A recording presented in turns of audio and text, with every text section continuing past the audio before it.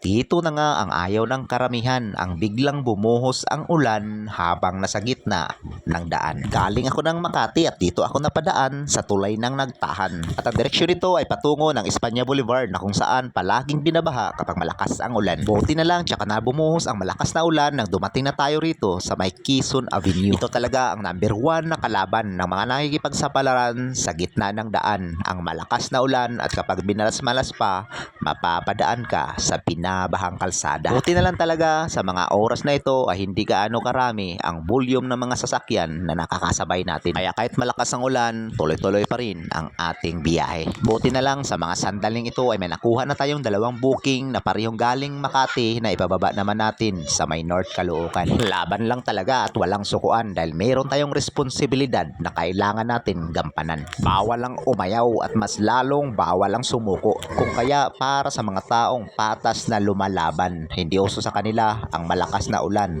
o kahit bumagyo pa yan. Palag-palag lang basta sa malinis na paraan. Hindi man ngayon o hindi man bukas, basta patuloy lang na manalig.